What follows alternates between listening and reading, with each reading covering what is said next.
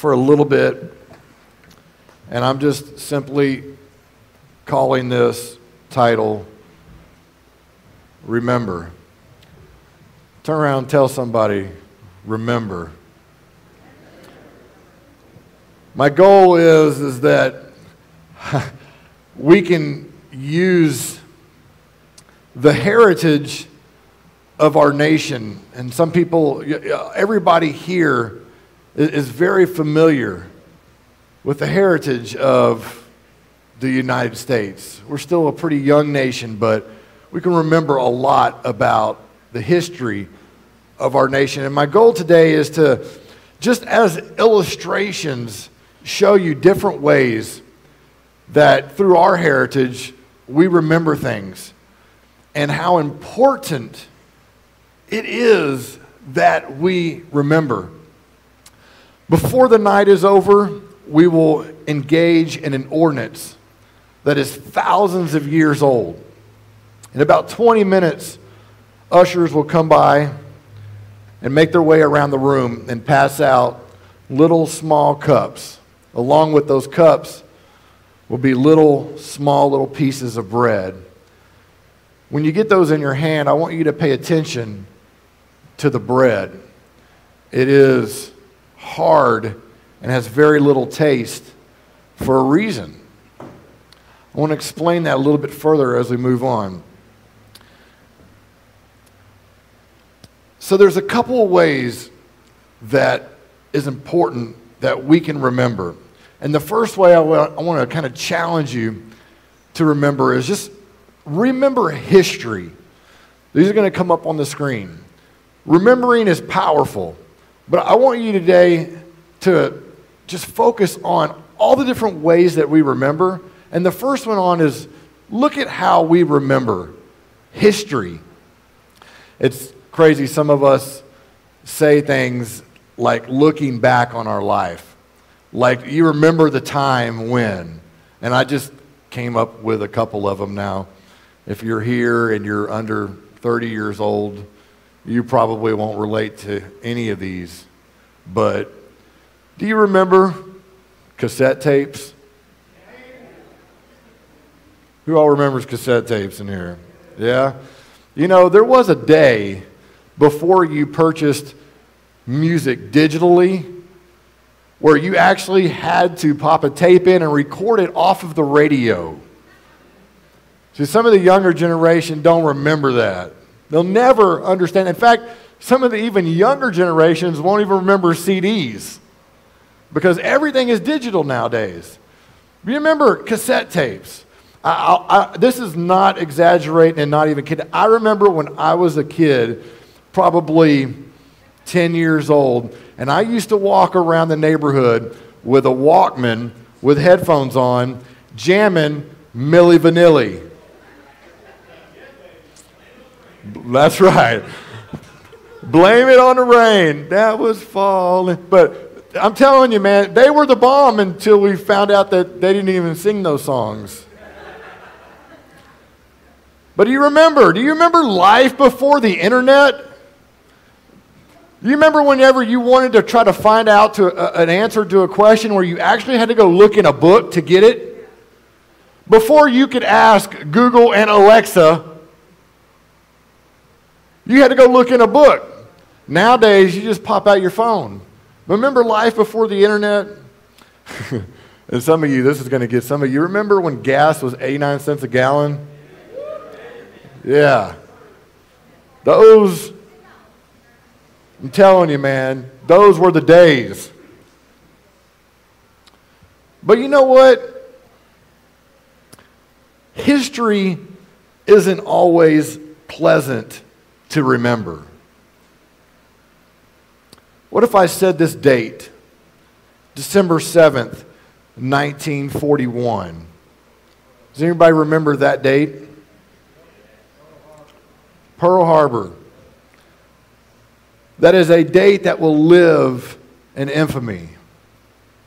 Japan attacked Pearl Harbor and more than 2,300 Americans died on that day.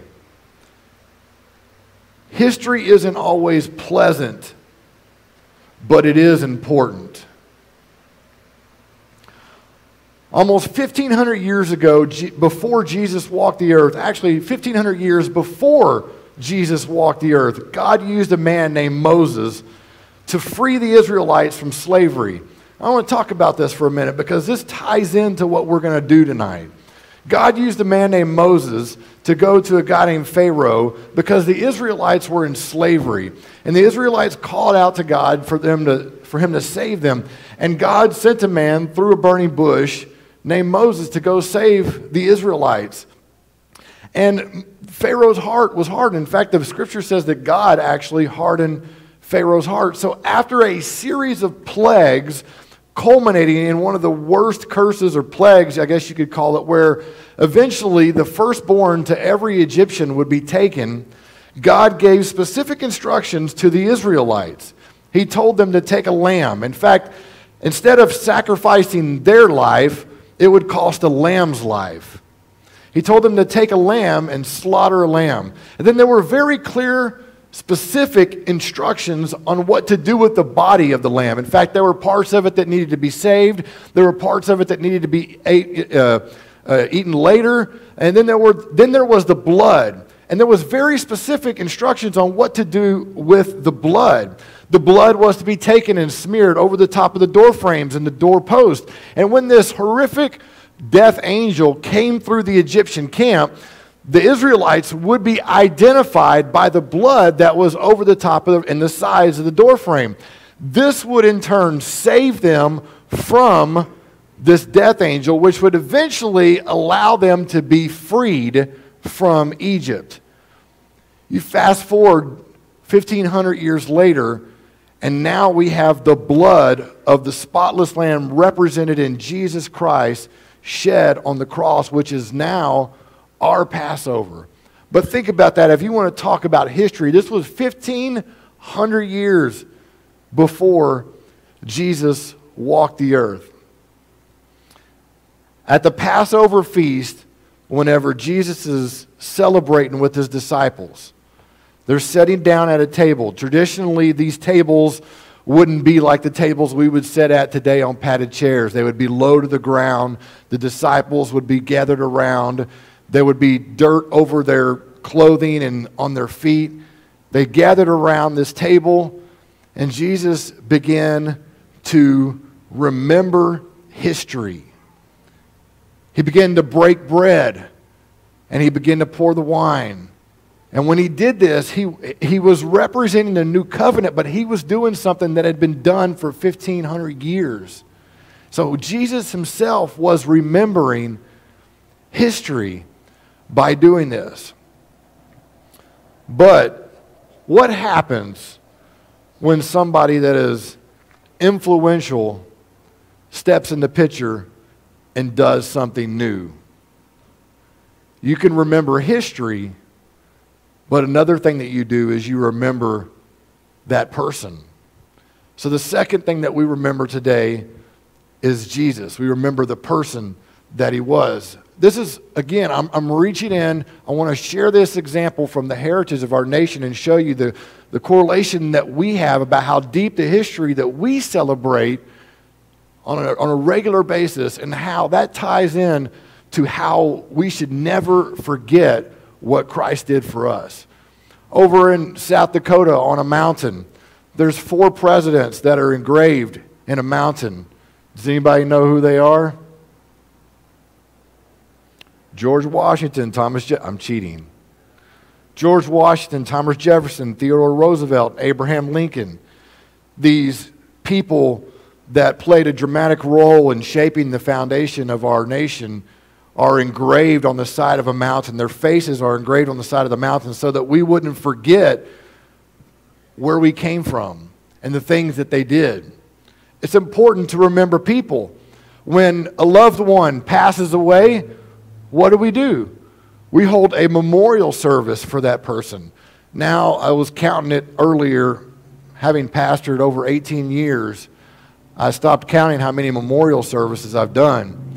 But it never seems to amaze me how people can just tell stories and with such detail of the people and the time that they spent with those people. We memorialize people when they pass. It's important to remember people, it's important to remember what Jesus did, the person. Jesus said this in the scripture that I read earlier, "This cup is the new covenant in my blood. Do this whenever you drink it in remembrance of me." Jesus wanted us to make sure that we remembered what he went through. Tonight, we do more than just remember history. We remember the person who divided history. Or maybe I should use a different word, separated history. Before Jesus, after Jesus. It's amazing that Jesus himself divided the time. When we refer to time in history, we refer to it before Christ and after his death. So there's a third way that we remember. We remember freedom. We remember history, we remember the person, and we remember freedom. Every year on July 4th, what do we celebrate? That's right. Independence from who? Great Britain. Every year with fireworks and barbecues and parties and get-togethers and being off work and things like that, we commemorate our independence from Great Britain. And we remember because it's important to remember the American Revolution. It's important that your children remember what we lived under that long ago and that now we are free. July 4th represents our independence. We celebrate our freedom. The Passover during that time was a celebration. In fact, if you look at even before the scripture that I read earlier, Paul kind of, I don't want to say chastises, he kind of rebukes some of the people because they were celebrating too much.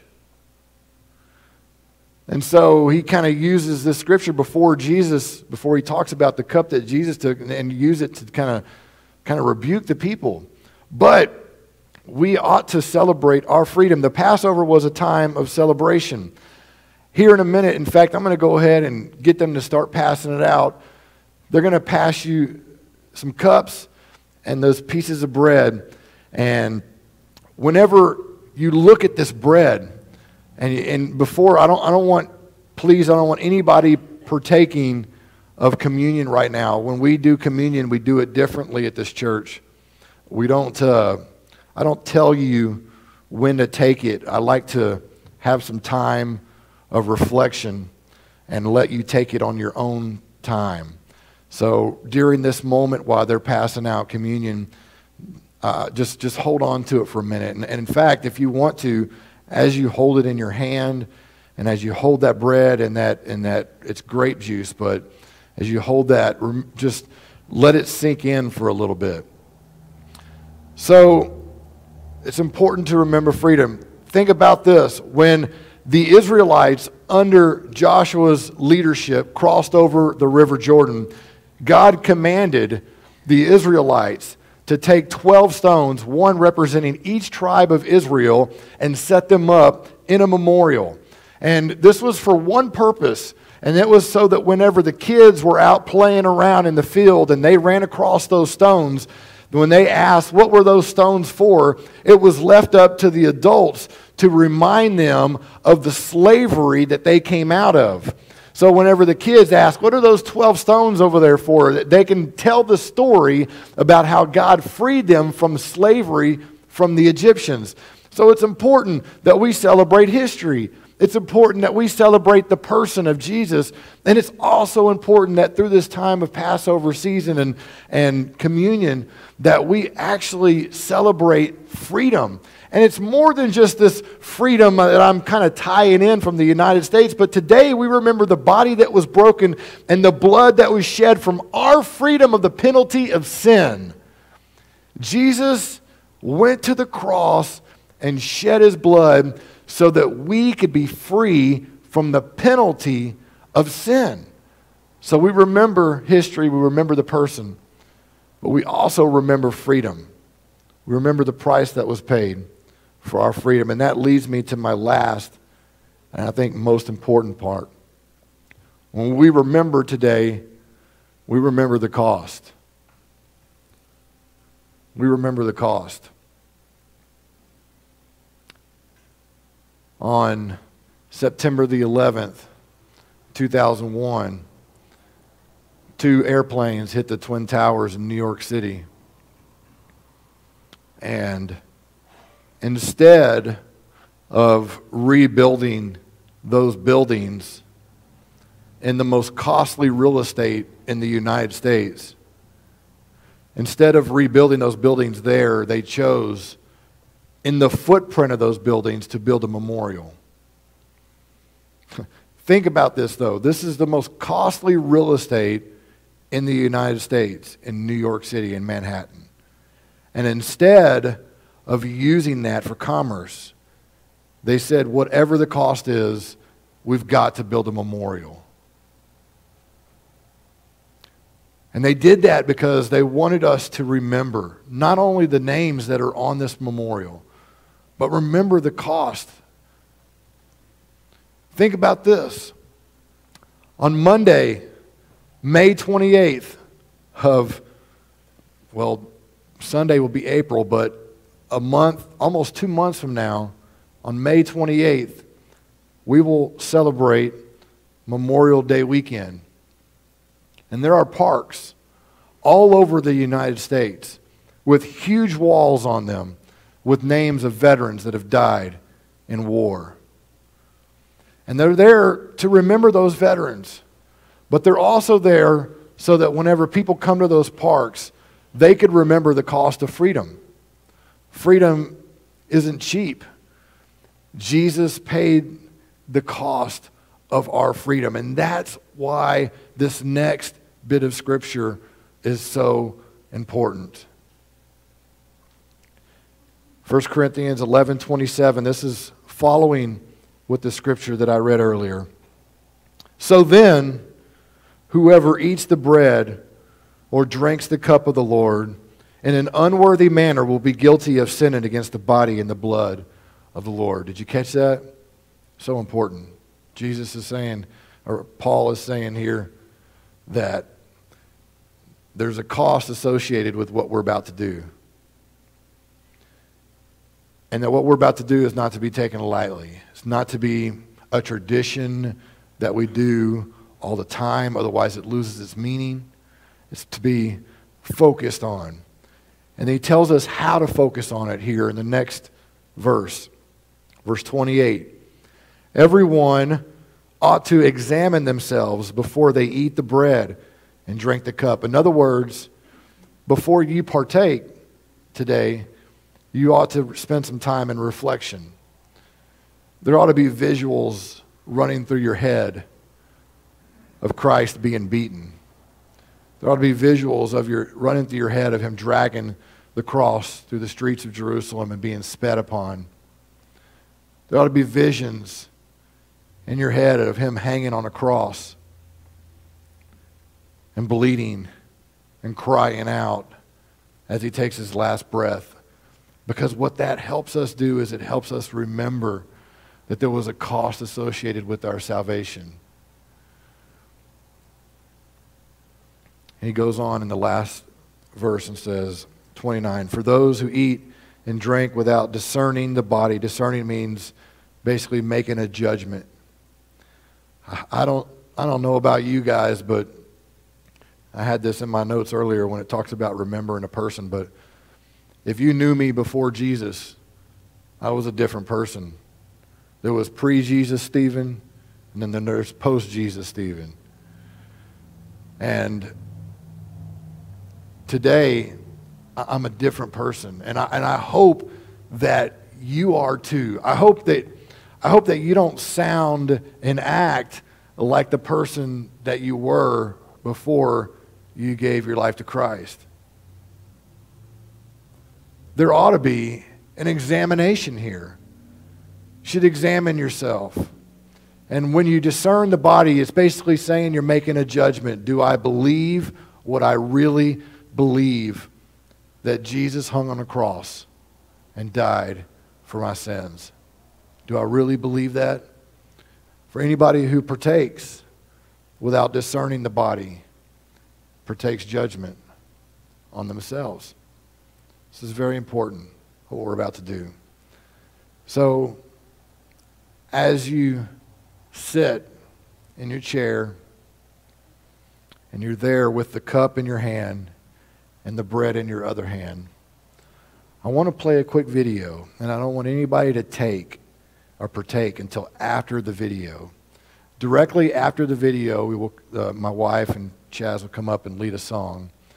During that song and during this moment is a time of reflection. It's time for us to examine ourselves. So, at your own